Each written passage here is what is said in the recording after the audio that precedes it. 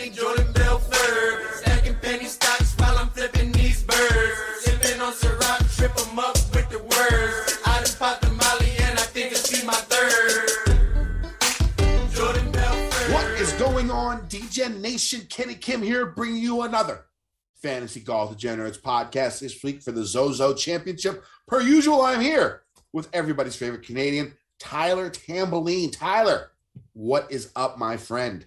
Oh, I'm doing well, Kenny. A winner, chicken dinner, 20-1. Rory takes it down. We're going to talk about it, of course. Before we get into it, I want to remind everybody this podcast and show is brought to you and presented by DraftKings. Head on over to DraftKings.com. Check it out. We'll have a promo for you guys later. And then also FantasyNational.com/FGD. Kenny's rocking the hoodie tonight. Get yourself 20% off your first month subscription. We've got all the stats and stuff coming from there later on. But Kenny, what's going on? I'm sorry, man. Another runner-up. But don't forget, before you go, Korean cussed. This man said, I believe it was Saturday, I'm an idiot.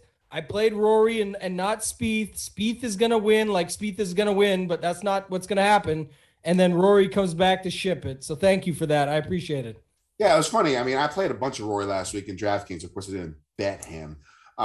In my article last week, I talked about game theory plays when it comes to these top-tier players. And I think I spoke about it a little bit on the podcast as well, talking about how, you know, when it comes to game theory, sometimes you just can't look at the lowest number and just go, that's the guy I'm going to play. You know, you got to have some type of smarts about it.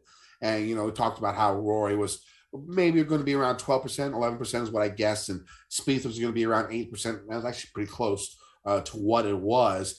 And I talked about how, you know, when it comes to Rory, his game just suited that course so much better than Spieth. So even though, you know, Spieth was just a better leverage play when it came overall to the ownership, Rory was the right game theory play, in my opinion. And it worked out pretty good in GPPs. Had another, I was 13th in a $3 birdie going into Sunday. Of course, it didn't pan out. It never does. But, you know, I think it's like the fifth time in the last 10 weeks I've had like a true sweat in a large entry GPP going into Sunday. So it seems like that part of the game is improving. Cash games, you know, my cash cornerstones doing fairly well since the start of the new season. I think you know, like I missed one cut in the three events with a cut. This past event I had you know, Cowell came in second, a couple of top 20s, and then Kokrak, who sort of didn't do as well, but he did have a lot of birdies. He outscored his finishing position by about 10, 11 points, 10, 11 spots. So it's going pretty good. Now, this week's cash game cornerstones was rough. You'll see when we go over them as the week goes by, because this field is sort of tough to go on. But yeah, good for Rory. You know, we saw him a few weeks ago crying his eyes out, and he came back and got this W. I mean, it's a great win for him. Maybe it'll get him back to, you know, elite level Rory, which I said he was not 3 weeks ago. Maybe this can get him back there. He still needs major, in my opinion. I mean, going 7, 8 years with the talent that he has, majorless after winning 4 in his first 4 years as a pro. I still think he needs that. But overall, the tournament was great if we could watch it. I don't understand why Golf Channel didn't have it on any apps. They had no PGA Tour live on the weekend. This is going to be the strongest field of the whole fall. And to do that just seems sort of disrespectful to fans. It was bad. I understand. I mean, like, okay, if they wanted to keep the senior tour playoff on the regular channel because of contractual obligations, okay, that's cool. Then put the starting of the round on an app so where I could stream it. I have all your apps, PGA Tour, Golf Channel. I have all of them, Peacock, whatever. I have all of them. Why couldn't I watch on one of those channels? That bothered me a lot. But I don't even want to talk about that. We know how crappy they are about that, and I don't think it's ever going to change.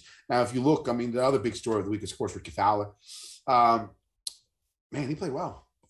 Tee to green. He was striping those drives, hitting his irons pretty good. His putter was sort of lacking a little bit on Sunday, which kept him off the podium. But I mean, I'm not going to say he's back. You know, it's just one event in a birdie fest. But I mean, he looked good. I'm not going to play him this week, but I got to see a little bit more. This course is definitely not going to be a birdie fest, even though Tiger won a -19 last time. I think only a handful of people actually broke 13 under par. So it's going to be a little bit more of a difficult track. And we'll see if Ricky can do well on this, then maybe we have to actually pay attention to him and see what he does when he comes back. But I mean, like a lot of these names has just been rocking it throughout the whole fall swing. I mean, Sam Burns up there again, top 5. Sung J M up there again, top 10. Aaron Wise, guy I loved last week, had him in cash, a top 5. And these guys have just been doing extremely well. Too bad none of them were in the field this week, which would have been great, which made my job a lot easier, especially when it came to cash. But of course, it didn't. Cam Smith up there. So I mean, the leaderboard is great. It was a fun watch. I mean, Roy basically ended it on 14 with that 3-wood. He hit it with 347 yards, had like an 8-iron, 7-iron to the green, made eagle, was done. It was over. So good for Roy. Good for the game whenever he's winning. Good for Ricky. Good for the game whenever he's there. So I mean, it was a pretty strong week for golf if we could watch it. What you think? Yeah, a lot of things. I love how you diverted off the other key point that I love that you brought back up was how you just buried Rory a few weeks back, and then he goes out and wins and ships it in your face too. So I love to see that, especially on a week that I'm on. Win a major, Rory. Win a major, Rory. Yes. Then we'll talk. I know. Then we'll talk. No. By the way, guys, if you didn't know, Kenny Kim is coming to Nova Scotia. He's going to come out there for the Masters. We're letting Mayo know tomorrow, so we're locking it in. So Kenny's going to come out live, and we're going to be doing live master shows during that tournament. So that's going to be a lot of fun. I thought I'd let you know now to lock it in live. Pat's going to watch this and be like, what the hell are these guys talking about? Yeah, we didn't tell him yet, but it's going to happen. We're going to find room and board. We're going to get it done. I got you. But listen, hey, a couple things. One, the coverage. Golf Twitter goes crazy. I'm one of the biggest golf fans, more than 99% of the world out there. I'm going to play devil's advocate. It's Sunday. It's the swing season. I know it's the strongest event. I know crazy shit's happening, but it's the swing season. Golf sucks. Football fucks. That's how it goes during this time of year. They will fix it eventually. They should have it ready. You're right. I'm not doubting you or saying you're wrong. I'm just saying it's so funny to watch everybody tilt. Like, we'll get there. Like, you're going to get the final few holes. Clearly, it's not that they don't want to. They have ways to get there. They're going to, but they didn't because they have contractual obligations, like you mentioned. So it sucks. It's terrible. I want to watch it. I've got multiple TVs to be able to watch it, but I don't. But I'm just saying that's what's going to happen, Kenny. So we gotta figure it out for the future. Like you said, give me it on one app. That's all we're asking for. So I agree with you. I'm just playing devil's advocate a little bit to say that people have talked about it in the past. The viewership wouldn't have mattered. It's not every fan. It's all of us that are dialed into this sport daily, weekly, hourly, etc. that wants to actually watch this shit. Here's the problem. They are promoting the gambling aspect of golf a lot more than they ever have before because they didn't do any of it. Right? If they're going to promote the gambling aspect of golf, they have to show the coverage. Mm-hmm. I mean, that's just plain and simple. I mean, I could if they didn't do anything about gambling and they just did their regular show, their regular thing, instead of stupid people in the beginning being like, oh, plus 700 for Abe Answer, blah, blah, blah. I don't know. Some stupid shit that they were talking about yesterday during the cover. Oh, I said S. I'm going to put $1 in a jar from now on every time I cuss. I mean, I'll have the Masters Fund. Call it the Masters Fund. So by the time you get here on the side where every time I cuss, I have to put $1 in there. But I mean, like they were saying some stupid stuff on the thing. If they're going to promote it like that, what's the point of promoting it without showing any of it? Like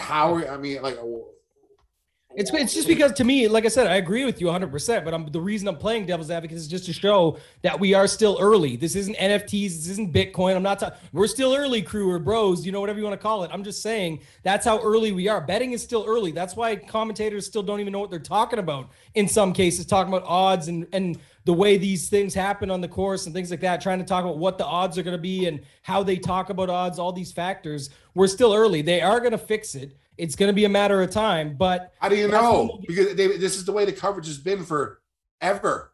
You know what I'm saying? It's just been horrible forever. Like, what makes you think it's going to change? I think nothing they've shown me proves to me that they're going to change anything about what they're doing. Nothing. I think there's one thing. And it's the every hole being shown at some courses. I know we can't get it on every course, but just the fact that they're trying and they've got it at the Players and the Masters has their app and does a great job of it, I think they're going to realize and adapt at some point. But that's why my whole point was, don't get mad that they're not adapting right now. We're allowed to be angry. I'm angry too. But what I'm saying is it doesn't matter. They don't care that much because it's not like they're losing mass amounts of fans and market share. Everyone that's going crazy that makes me just laugh is on golf Twitter. But it's not about losing the fans. It's about trying to gain more. That's the goal. It's not going to make a difference. What do you mean? What do you mean it's not going to make a difference? Of course it's going to make a difference. It never has. It never has. Because the betting aspect hasn't been a part of it yet. Now it is. And we'll see. Now they got to get better. I mean, and you would expect it to get better, and they're not. It's horrible. Okay, you keep talking about the betting aspect. Line up golf betting numbers this past week versus NFL Sunday golf. Of course, it's not. That's that's what matters, though. That's no, why. It doesn't because Golf Channel doesn't show NFL. Yeah, they show golf. Everyone, wham. I can't see. They show golf. They're supposed to show golf. Who fucking cares? We'll see them when it comes down to it. I don't care about the NFL. The channel is supposed to show golf. Yeah, they did. They just showed what they were paid. What does the NFL have to do about it? Nothing. I'm saying that's why it don't matter. They don't care. They're not missing out. They're not losing fans. We know they don't care. Yeah, that's we know. We know they don't care. It's pretty obvious. They don't care. I don't think it matters. I think it'll happen when it happens. Okay, I mean, we're just gonna wait forever. I mean, nothing's ever changed about the Golf Channel. The only way it's gonna change is if people keep complaining, people keep being angry about it, people keep getting on social media because there was an article in that hasn't worked. That's never worked yet. But that's the only way it's going to work. It's the only way it's going to work. It's like basketball games. At the end of the game, that's the only way there's ever changed. You have to bitch. You have to complain. You have to get online. You have to make a notice of it. You have to. That's the only way anything in life changes nowadays. Yeah, the K and Kenny stands for Karen. Listen to this guy, so mad right now. This is so funny. Like, who cares? Listen, I didn't get to see Rory play his first 10 holes. I still collected my money and passed go with that check at the end. I would have liked to have watched it. Go ahead. I have friends who probably would have liked to have watched it. At least at 5 o'clock. At least at 5 o'clock. I watched the ending when I collected my cash. I watched 7 holes of a Sunday with a leaderboard with Ricky Fowler and Rory McIlroy, the two biggest players in the game right now. Wow, I watched 7 holes. Hooray, hurrah. This is perfect for this week with how bad the ZOZO is. 100% wrong on this one, Tam. 100%. Let's move on. Other guys, now when we get to like this week, anything else we're going to talk about other than the coverage? I think we've gone through that because I think the Ricky what thing the hell you're talking about. So there's no point talking about it anymore. So let's just go ahead and move on. Yeah, that's what I'm saying. So anything else about this tournament before we get into this week? The couple guys you can watch at the bottom, a little bit down the board, Higgs, Vegas, are in this event. Well, we'll talk about them later on, but I'm just saying there is some guys that did their thing and are here. I don't know if we'll see it out of Ricky. I thought your point was good there. When you said back in the day, a little while ago, I said back in the day with Spieth, you said, listen, he's got to win for me to say he's back. And then since he won, he's been back. He was kind of climbing in there a little bit, kind of like you've been doing in GPPs lately. You've been hitting close. I think it's coming, right? You're getting there, and that's sort of the same thing, but you got to see a little bit more, and that's the way I am with Ricky. It's one good event. And by the way, Sunday, you called it. You look at the leaderboard, 6, 10, 5, 6, 6, 10. This is the scores under par of all the guys around him. Well, he sits at 1 under and only lost by 3. Like, figure it out, man. You gotta put 4 days together. His putter. So I mean, he was hitting the ball 10, 15, 20 feet every time. He just couldn't make a putt. I mean, some of his drives, he outdrove Rory a couple times. He does hang out with Justin Thomas a lot. So it's all about missing putts. Well, JT finished 18th with 30 birdies or better. Yeah. First in birdies or better, 30 of them last week. But yeah, what do you think about golfers coming from here to Japan? Are you looking into that at all? I'm not. I think if they're coming from Japan to back here, I'd worry about it a little bit more. But are any worries about that? I would like to think it's a little bit crazy because it's so the quick turnaround, but we've talked about this plenty in the past. And the other side of it is I don't think we're allowed to think about it at this event when you read some of the names that you have no clue who they even are in this event, that you almost have to give these guys a leg up. Forget the jet lag. Give them a jet lag, give them a leg up because they got to be just the guys in the tournament that you can actually play. Some of these names and some of these guys, people have no clue who they are. And I went down a few rabbit holes today. We'll talk about the Dunlop Phoenix Open later on. Our guy Steve Bamford Golf, he dug up some good nuggets, and it made me go down a little rabbit hole there. I think this is, an interesting way to go about it in a tournament that you don't know a lot about. We only saw it 19. Tiger came and shipped the thing. I'm going to look for any nuggets that I can find to try and dig in. I mean, you had that one Korean last week that everyone thought was Siwoo Kim, but wasn't, who was playing very, very well. It was Sung-Hyun Kim, who came out and had a pretty good performance. I mean, he had that one rollout on 18 and waited too long, couldn't get that birdie to finish in the top 25. I mean, that hurt the pocketbook, had to a little bit. You have to think, especially for guys on the Japanese tour that are playing in this event. I mean, that's probably like, $15,000, $20,000, $25,000 he lost because of that. So that was a shame for him. But I mean, there's going to be golfers like that. I'm going to go ahead and let you handle that when it comes down to it here in a little bit, because it took me all day to get my Cascade Cornerstones.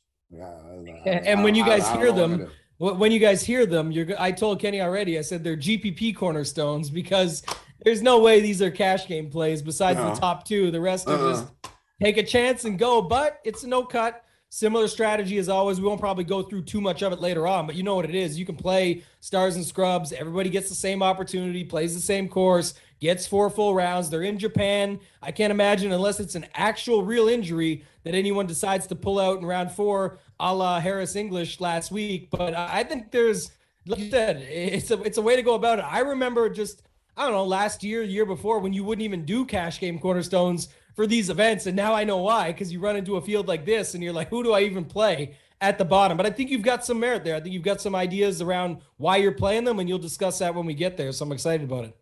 All right, so let's actually get to this week. The Narashino Golf Club, 7,000 plus yard par 75 par threes, 3 par 5s. Definitely not your typical par 70 course. The 5 par 3s are all relatively short for tour standards. None are over 191 yards. Plenty of birdies on these par 3s, and they're not too difficult. So I'd take a peek at par 3 efficiency, 175 to 200, something like that. It could be something to look at. 2 of the par 5s should be reachable by most, and there's a 600 plus yard 14th only reachable by the longer hitters. The par 4 distances are pretty unique. 5 of the par 4s under 425 yards, and 5 are over 480. So again, proximity from 350 to 400, 450 to 500, something that you can look at. Golfers should be able to take advantage of the short par 4s, and par will be a good score on the longer par 4s. The one thing I do notice about the long par 4s is only one has water in play. So that though they might be lengthy, there isn't as much trouble off the tee compared to many of the other holes. And like I spoke about earlier, the course overall, you think about it, Tiger won at -19. It was really, really wet. I think it should be soft conditions this year, but I'm not 100% sure. That's something you're going to have to look at as the week goes on. Also, the lock is going to be Wednesday afternoon, something like that, early. So that's another thing you got to pay attention to. Also, like I said earlier, only a handful of golfers finished over -13. So you're going to have to, it's, like I said, it's not going to be the typical birdie fest that we've seen the last couple of weeks. Now, off the tee, golfers are going to see tight tree line fairways that tend to get more narrow after the 280-yard range, with fairway bunkers and water on a few holes. I think you'll see a lot of people club down off the tee, even though the rough isn't too long, but it is ZOZO rough. A lot of people, it's a pretty unpredictable type of rough. It's either going to sit up and be all spongy and nice for you, or it's going to sink down, maybe cause some flyer lies. Even though the fairways are tight, a slightness really isn't that troublesome, since the tree line is about 10 yards from the edge of the fairway. There is some room for error off the tee, basically. On approach shots, golfers will see 2 greens on every hole. I think people have been talking about this all week. This is a standard for Japanese courses, as it spreads out the foot traffic on the greens and makes the greens upkeep easier. The big thing about Japanese courses is they really take pride on their greens. You saw in the Olympics how pure those greens were at the Olympics, and how many putts actually dropped. Now, the only thing about this is, the holes here, a lot more contour, a lot more slope than it was in the Olympics. So it's probably going to be a little bit tougher to make all those putts like they did in the Olympics. But still, these greens are going to be pure. You're going to see some putts go down this week. And of course, the size of the greens depends on which complex they use. More often than not, they're going to use a smaller green. Even though one green is larger than the other on most holes, I would suspect they're going to use the smaller greens for this tournament. And if they use a smaller green, it's going to be smaller than the tour average. One thing, the grass is bent grass. It's going to be the main, and the greens are going to be the main defense of the course, I think. Golfers are going to massive undulation, massive slope, a little bit of speed, 11 to 12 on the stem. It's going to be somewhere around there. I didn't get official word on it yet, so we'll see as it goes. So, I mean, it's going to make, like I said, it's going to make the putting a little bit more challenging than what would in the Olympics. But man, these greens are going to look really, really good, especially on TV. So there's going to be runoff areas. There's going to be bunkers around the green. So, I mean, these small greens are going to be what causes trouble. We might have to look a little bit of around the greens. Another thing, the weather's going to be pretty frigid. So distance control will be something that you have to think about with 50-degree temperatures, 55-degree temperatures for the week. Tama, what are you looking for? I had to wait for you to say that line. I saw you staring at me and I knew what you were going to say next. So a lot of what you said, actually, I like what you called there. I was reading it earlier too, just remembering back when Tiger was here, and the par fours, like we mentioned earlier, a little bit of pre-show, we were chatting, but it's like one or the other. They're either short or they're long. You talked about those par threes. So I think the 175 to 200 becomes a little bit more common. I think if you read all the course quotes, all they really talk about is the putting, right? If you think about, obviously, ZOZO grass, the tree line, the fairways, the tightness, all that stuff. But then when they talk about the putting, it's like there's a lot of breakers, 2 to 3 feet break and everything. So I think putting is more important than usual. And this is a little bit interesting because normally it's the variance. We never look at it. As long as they have ball striking or approach game or whatever, who cares if they can putt? I think better putters matter here. Tiger, one of the best putters of all time, and it's out there doing his thing, and he got the W here. So I think last time came in second. What's that? Hideki came in second. Yeah, think about Decky, though, and that goes back to your original point. I like the call. We'll talk about Decky plenty here, actually. But the thing about that is, using this example just, out loud, it's also, of course, because of that same factor. What do I always say about a guy like Decky? When everyone tilts him missing the putts, he's not putting for double bogey. He's missing the birdies and eagles, and you're mad that he didn't close a 6-foot eagle. Yes, that's extremely frustrating, but he still made birdie. And the same thing vice versa, or the opposite on birdies. He misses a 6-foot for birdie, but he still makes par. And when there's not going to be a 25 under winner here, I think he's still fine for that reason. Again, that's something that goes extremely overlooked, where people just write a guy off as a horrible putter, but it might not matter. This isn't a birdie fest necessarily, like you mentioned earlier. So that's just to make it to that point. I think it's a good call, but that's why I think of it a little bit differently here. So that's it for me, Kenny. Before we get into the tiers, I want to remind everyone, of course, we have another wonderful offer from DraftKings Sportsbook. NFL fans, hungry for a big win this week? DraftKings Sportsbook, an official sports betting partner of the NFL, has you covered.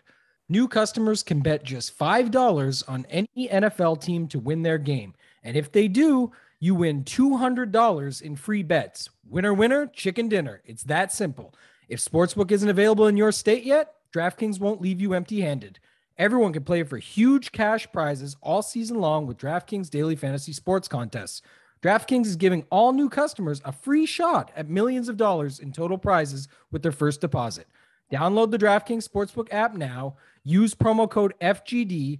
Bet just $5 on any NFL team to win their game and win $200 in free bets. If they win, you win with promo code FGD this week at DraftKings Sportsbook, an official sports betting partner of the NFL. Must be 21 or older, NJIN or PA only, new customers only, minimum $5 deposit and $1 wager required. One per customer, restrictions apply. See DraftKings.com/sportsbook for details. Gambling problem? Call 1-800-GAMBLER. All right, so let's look at these tiers for this week. First off, let's start off in the 10K, of course. You got Tommy Fleetwood up to Colin Morikawa. Casey is out. So it's going to be 5 guys up here. How are you going about this range, Tammy? Yeah, it's nothing to do with the travel, but I just think when people look and see what happened last week with Morikawa, I think, listen, both Morikawa and Xander will be popular up top here for good reason. I don't know if you want to look at it almost like how you looked at the Rory Spieth thing last week, but for me, I'm just looking at it as I think about Xander. Literally won the Olympics over here. He comes over here, does his thing. The no cut event factor, the East Lake with Zoysia, all of those factors to me just make him the better play. So if I'm doing that, I'm picking one and I'm going with Xander. I also like Hideki, who we talked about earlier. By the way, I would have liked Casey. For those of you that are, falling off the truck or haven't figured it out yet, Casey's not going to be in this tournament, so he withdrew. But if you look at Zalatoris, Matsuyama, Fleetwood to round it out, I like Matsuyama. We talked about him earlier. I'll have more on him later. I just think he makes a lot of sense. He doesn't make a lot of mistakes. He's really good in those longer ranges. I think in this tournament, this field, and you could even play Xander Matsuyama lineups. Hint, hint. But wink, wink. We'll go there in a second. The other guy, though, is Zalatoris. I don't know if it's just a gut feel or what. If you look at some of the stats across the board, not the best putter, but I think with the other stuff that he's gotten stats-wise, just looking at Fantasy National, the way he's rating out over the last 50 rounds, proximity 200 plus, he's got those long irons. If you go to the par threes that are longer, he's great. Good drives, awesome. All these factors make sense to me. And so for me, I'm going to be in on Zalatoris. I think that's the three for me, Kenny. I think Xander, Willie Z, and Matsuyama are the guys for me. Yeah, I mean, you buried the lead. I mean, Xander and Hideki are my two cash game cornerstones up top. I got to start with two guys up here. With the rest of this field, I can't go anywhere else. I have to go superstars and scrubs and cash, and that's normally not a thing. I wouldn't do it in an event with a cut, but a no-cut event like this, I'm going superstars and scrubs, which is very, very rare. Maybe once or twice a season, mostly in no-cut events. And this is where I'm going with this week. I mean, Xander, what did he finish, like 11th here last time out? Had a really good Sunday. What did he finish, like 9 under on Sunday to finish off the CJ Cup. Again, one thing I'm looking at is bogey avoidance. He's pretty strong on that. Hideki, runner-up here, coming to his home country. You think there would be a lot of pressure when it comes to playing in his home country, but he finished second at the ZOZO last time, finished fourth in the Olympics. I think he can handle it. And that was before the green jacket, so now he's golden. He don't matter. Well, I mean, the Olympics were after, but yes, yeah. Right. Yeah, sorry, the first point you made of second last time out. Yeah. So I mean, there's really not that much to explain about these two. These two are two of the studs, two of the 3 or 4 studs that are in this event, and I think you have to start with those two guys in cash and rank up those points. A lot of it has to do, I think, with a lot of bonus points. It's unlike the Birdie Fest we've seen the last couple of weeks, like bogey-free rounds, 4 rounds in the 60s. Those things are going to be really, really important because you look at the scores here. I think only like 10, 11 guys finished in double digits on their par. So you're not going to get those 30 birdies that Justin Thomas had last week. It's just not going to happen. So I'm looking at different things than you normally would in a Birdie Fest. I think bogey avoidance is one of them. And that's sort of why I like Willie Z as well. I'm trying to figure out, I'm going to play all 4 of these guys in GPPs. Of course, I'm going to be light in GPPs for my 2 cash game cornerstones. Now, when it comes to Zalatoris and Morikawa, I'm sort of on the boat with you when it comes to Zalatoris. So one thing I do worry about is his wedge game. I think there's going to be plenty of wedges, especially on those shorter par 4s. But you look at it from 175 to 150, where 4 of the par 3s are going to be from. He's one of the top golfers in this field in that range. He's also one of the top golfers from in par 5 efficiency from 550 to 600, which is where the majority of the par 5s are. Those are going to be your birdieable holes. I know usually a lot of the times you're not going to see a lot of birdies on par 3s, but the way this course is laid out, they're not that difficult. You're going to see a bunch on them. So, he just needs to do well on the shorter par 4s, which is not his strength. But I like Willie Z.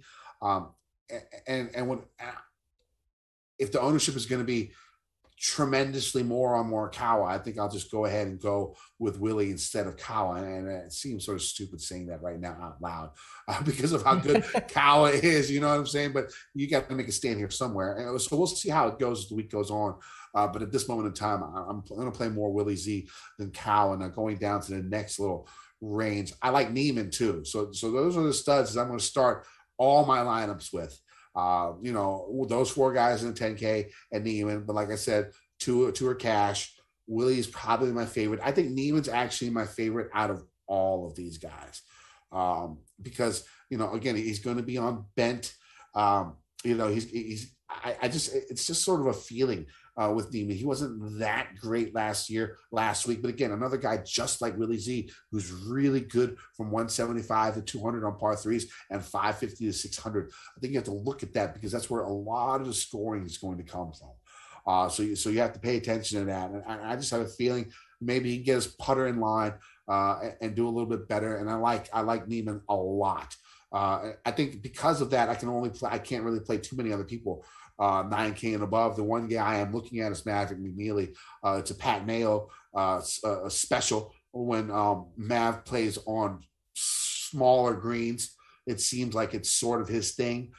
So I do like Mav. He's been playing pretty good golf, tons of birdies, lots of DraftKings points, good on shorter par fours, and again, good on those 175 to 200 par threes. So those are going to be like the 6 guys that I'll build around up top, mix and match, probably start with 2 of them in every lineup. And we'll see how it goes from there, because after that, it drops off a bit. Yeah, I like that. Go ahead. You want to go to the next range? I thought you didn't even go in the 9K range, Tim.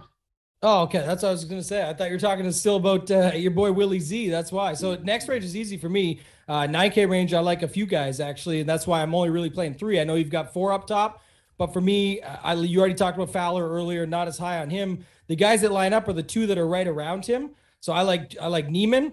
All the stats across the board are pretty much all top 20 stats for me. 3rd and 18th when it comes to the 175 to 200 stats. When you look at just everything in general across, he got his win on bent grass at the Greenbrier. I think all that stuff makes sense too. And then at 9,900, he's kind of a bit of a deal when you think about, like, I would play him over Fleetwood all day, no problem. You've got other guys at the top. Like I said, I'm just willing to take a stand there. Alex Noren didn't have a good week last week, but before that, we liked what he'd done in the playoffs. You look at all his stats across the board. 3-putt avoidance, 2nd over the last 50 rounds. Strokes gained putting, 1st. Par 3, 175 to 200, 6th. Like, all those stats line up for me. So I think those 2 make a lot of sense. EVR, he's got really good stats. Again, top 20 in a lot of the categories that I'm looking at here at 9,500. McNeely makes sense, who you brought up. You mentioned the Mayo factor, the small greens, all of that. And then one more at the bottom, Mackenzie Hughes. When you talk about good putters, again, I know some liked him last week. It's a huge price increase to go to him here. But when you just look at some of the stats across the board, it does start to make sense. 7th over the last 50 rounds in 3-putt avoidance, 7th in putting in general, and then 25th on those longer par 3s. So I do think Mackenzie Hughes can make some sense to round it out. And I think a lot of people segueing into the 8K range will be playing Vegas or CT Pan right there. And I think using these guys in a little bit higher in the 9K or then dropping down a little bit in the 8K range could make the difference here.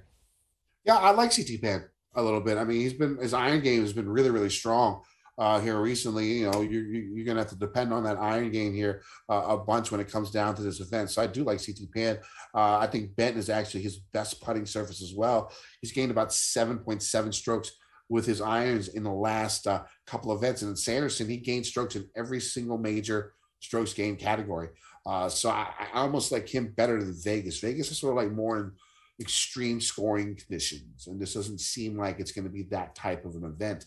Stat wise, he trumps CT Pan, but just going based on what I feel, I think CT Pan might be just a little bit of a better play, and with a little bit less ownership. We'll see how it goes as the week goes on and see how popular he actually gets. But my 3rd cash game cornerstone is going to be Adam Schenk, who again has been having a strong iron game here recently. His putter has been really, really good. It doesn't look like it's been a fluke. I think he's gained something like 9 in his last 10 events. He's gained strokes putting. Last time he was out on bent, he gained almost 9 strokes. And I know putting is the most variable stat there is, but you're picking at straws here when it comes to this, when you start getting lower. And so I'm going to have to use him as my 3rd cash game cornerstone, just because, I like his game. I think, he's been close a couple of times in the last, I think, 3 or 4 months. Been in one of the last groups a couple of times. So I do like him. His iron game has been pretty good here recently, like I said, and he's good from that par 3 range that I was talking about, 175 to 200 yards. So Schenk is going to be my 3rd cash game cornerstone. And I do like a lot of people in this 8K range. So I think what I'm going to do strategy-wise, I do 60 lineups a week. So I think half of them I'm going to have two of the guys Neiman and up. Neiman and then one of those 10K guys and do a superstars and scrubs. The other half, I'll just start with one of those guys, and then I'll probably go down to this 8K range because I think Ortiz is actually pretty good. If I saw some stats here, let me take a peek here. I forget who posted it, and I apologize, I'm stealing this from you, but it's how good they've done on short. I forget, but I honestly forget. It's been a crazy work week, so I forget. But it's something that was important, and I wish I'll let you know on Twitter afterwards. Ortiz is someone that I'm looking at in this type of event. I do like him, again, good with his wedges, good on the longer par fives. I like Lanto also, again, good from the 450 to 500 range, which is going to be the difficult par fours. Also strong bogey avoidance, and he's actually first in the field in par 3 efficiency from 175 to 200. So I like Lanto and Ortiz here in the middle. Yeah, Ortiz played very well last week at the CJ Cup. And then if you go back to, obviously, TPC Craig Ranch is being brought up, and he had a pretty good run there as well, finishing 21st. So I like the Ortiz call. One of the things I like about this 8K range, Kenny, is that you talked about it. So naturally, in a no-cut event like this, smaller field, everything, it's just very easy to go to these stars and scrubs builds. But I think one of the factors that aren't being considered as much, at least from the early going and what I'm hearing and seeing, is that people are talking about that and not realizing or remembering that the bottom of this field is absolutely atrocious. So the quote-unquote scrubs don't necessarily make everything work that you think they would. You're going to be taking some extreme risk in some cases. I mean, you'll talk about it later. Doesn't necessarily mean it's extreme risk, but a little more risk than just getting a little more balanced approach using one of the guys up top and then just peppering this 8K range, because this range is loaded, Kenny. You talked about CT Pan. I do like him better than Vegas if you're going there. KH Lee, very popular play, but for good reason, I think. He literally won at TPC Craig Ranch. That was the win at the Byron Nelson, which is Zoysia. I think that makes sense. I think if you go down to Hoffman, you look at his stats across the board, pretty much everything lines up. Even it's not a birdie fest, but if you want birdies, those are there too. But a lot of stuff that we're looking at are all in the top 20 for him. Again, fantasynational.com/FGD. Get yourself 20% off. You can see these same stats. And the reason I say that is Adam Schenk, who you brought up. Do people think of Adam Schenk as sort of a birdie fest? Got to have him, whatever, go low. He's 16th in that par 3 range you were talking about. He's 5th in putting over the last 50 rounds. And then he's top 16, Kenny, in all of these categories. Opportunities gained, proximity from 175 to 200 in general. And then you go over to 3-putt avoidance, DK points. All of these factors still matter. And DK points doesn't necessarily just mean birdies and eagles and all that. That's what adds up and goes into the score. But again, people think about it as, it has to be a birdie fest to get DK points. You get DK points at every event. That's what they are. They're literally DraftKings points. So it still matters if you're on that. So I just think if you think about Schenk across the board, all of his stats line up nicely. So I do like him. Talking about that same stat, though, and I like that you brought it up this week, 8,400, Lanto Griffin, very good from 175 to 200, literally number one in the par 3, 175 to 200. He makes sense. Chris Kirk, a guy that at 8,100 is not underpriced necessarily, but he had himself a pretty good season coming back. And you look at him there again, across the board, 3rd in 3-putt avoidance, 2nd in the longer par 4s, 4th in the par 3, 175 to 200. He makes a lot of sense. So for me, Ortiz, Hoffman, Lanto, Schenk, Kirk, all of those guys stand out just in that range. I think that's, plenty that you can get after. Use 2 or 3 of them, and you've got yourself a more balanced approach than those going complete stars and scrubs, and you don't necessarily need to go all the way down to the bottom just to make the guys at the top work. So I do think there's a way you can go about it that way. All right, let's move on to the 7K range, Tim. Why don't you just go ahead and keep going? Yeah, a couple other guys here stand out to me. Brandon Grace, 7,600. I think we've played him enough. Our guy Sundog loves him. Most events, I don't know if he loves them this week. I didn't check it out just yet, but just looking at it in general, 1st in 3-putt avoidance, solid at 11th in putting, strong across the board, and again, DK points, proximity 175 to 200, strokes gained approach, and definitely leaning on the stats a little bit more this week when it's an event like this, Kenny. So I think Brandon Grace, we think about it as, a 15 under type event. Obviously, Tiger got to 19, but it's not many thereafter got there. I think Brandon Grace can make a lot of sense. And again, number one in 3-putt avoidance. He doesn't make a lot of mistakes where we're going to see him just going completely out of it. So I think that can keep him in it. And then you go down, it's sort of a little bit off the board. The one guy I'm going off the board with, so there's Gim, Hoagie, Steele. There's guys like that you can play at the bottom. Pat Perez, great putter if you want to believe in him. Just solid stats across the board, hits fairways, etc. But Kanaya, I don't know if you looked into him too much. I had to go pull the OWGR just a little bit to look at it some more and dig in. Knowing the name from previous events, he's actually played in some PGA Tour events and that sort of thing, some majors, etc. But just the run he's been on. This is Japan Tour, but 7th, 13th, 5th, 16th, 4th, and 10th. And the strength of field is insanely low, but so is this one. With the guy like Casey and some of them not coming over and all that, it's a really tough, it's tough to say that this is a strong event. It really drops off after those first few names. And if you look at some of the other stuff, so, the Dubai Irish Open, T28, that's a strong field. The BMW International Open, another Euro Tour event, T17, very strong event. So you just go through some of his stuff, and it just, to me, makes a lot of sense. And then if you go back, I forget where this one was. I got to look it up right quick. T41 at the ZOZO last time out. So he's already seen it, played it, been here, done that. So I know it's crazy, but Vegas has him at 66-1.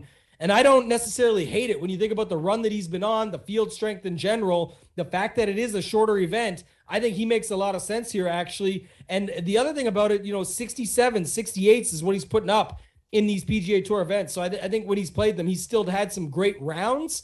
You got 4 here. You got to put them all together. I don't think he's going to win, but I do think he makes sense as a play here at 7,200. What do you got in this range?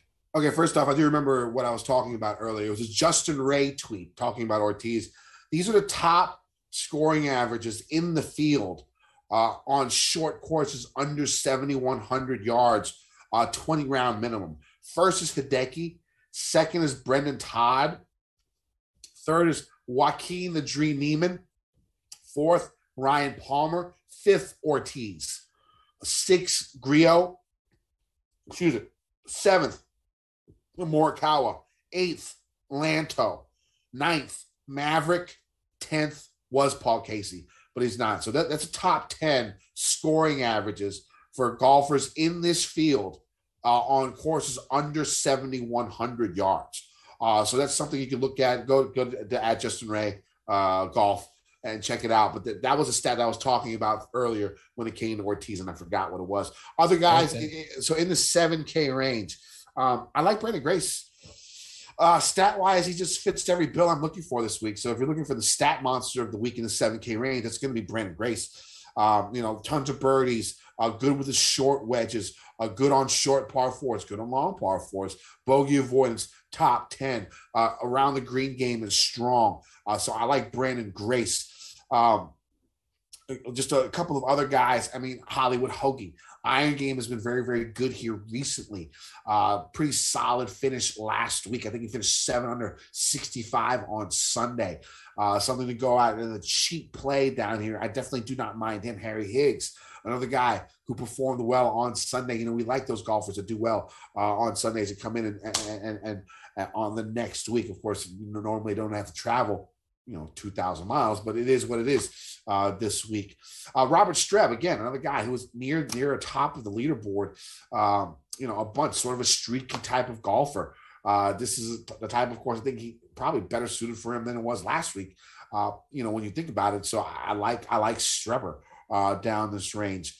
So those are the guys I'm looking at in this 7K range. Now let's get to the 6K range. I'll go ahead and go with my final cash game cornerstone. It's going to be at the bare minimum, 6K. Sean Norris. A lot of you guys probably never heard of Sean Norris. Well, he won the Japan Open last week in Japan. Got into the field, I think, when Casey withdrew. So, hey, you know what? The guy just won a tournament in Japan. I'm rostering Hideki and Xander in cash. I have to have somebody near the bare minimum to be able to play and close out my lineup. So why not go with the guy who won last week in the same country? No travel, confidence is high. That's all I'm going on, and it's a no-cut event, so it makes it easier. So yeah, a little weird when it comes to cash this week. So my cash game cornerstones this week are going to be Xander Schauffele at $11,000. Hideki Matsuyama at 10-3. Adam Schenk at 8-2. And Sean Norris at the bare minimum of 6,000. I do have a feeling about Sung Kang this week. I don't really know what it is.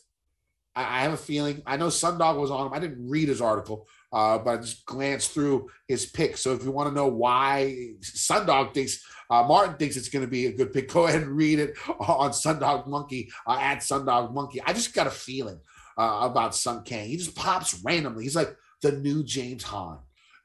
Like the guy who just like randomly out of the blue just goes ham. And so, I'm thinking, and I just have a feeling about him this week. He's my feeling pick, Troy Merritt at 6,900. Again, a guy that we tend to love to play when he's down in this price range, especially in a field like this. I feel like he's a little cheap. So I do like Troy Merritt down here in this range. Matthew Naismith, I'll give him another chance. Again, another guy with strong iron play. I think he had a top 10s last time out. So, you're sort of grasping at straws when it comes down to this lower 6K range. But you got to find something good on these guys. And, top 10 the last time out, I'll go with a little bit of Matthew Naismith. And who you got in this range, Tim? I love the Sung Kang call. Actually, I forget who it was, but someone I used to know, I just forget who it was off the top of my head, said play Sung Kang at the shorter par 70s, and this is the spot. So I love to hear that Martin's on him as well. I think that makes a lot of sense. I actually like that quite a bit, and he makes, for the price point, it's just incredible, 6,300. So I think that makes some sense. One more thing on Kanaya, back up at 7,200. That was part of, I have to go back to 7,200 for the rabbit hole that I went down. He's the winner of the Dunlop Phoenix Open, which was also the comparable where if you go back, Tiger's won, Hideki's done well. Tiger won it twice. Hideki's done well at it. So it really did tie up nicely. And Kanaya had that as well. So I like Kanaya quite a bit this week, actually. I don't think he can win, but we'll find out later if I'm going to bet it to find out. There's the spoiler alert that just got crushed. But you got me playing. You got me going to go ahead and play him. So that's probably what's going to happen. We'll see how it goes. I like it. Troy Merritt, who you brought up, by the way, again, DK scoring in general, the good proximity, the opportunities gained really ranks out well here. Second in putting over the last 50, 8th on that par 3 stat you brought up, Kenny. So I think he makes some sense. Neesmith, fairways and greens, has to get there on the rest of the stuff, but I think he can make some sense. Love the Sung Kang call. Kyle Stanley really pops. Again, going to Fantasy National, you just look, 27th actually overall in my rankings, 15th in the par 3 stat, 9th in the longer par 4s. Great drives, 5th. Proximity 200 plus and 175 to 200. He's top 25 in both, with opportunities gained very solid. So it's always... I'll let you know right now real quick, Tambo. There is nothing more useless than Kyle Stanley's stats in a model. It is the most useless thing you can look at in fantasy golf. The guy is, you think he'll be incredible out there, the way his stats are. I mean, he's just so bad at putting.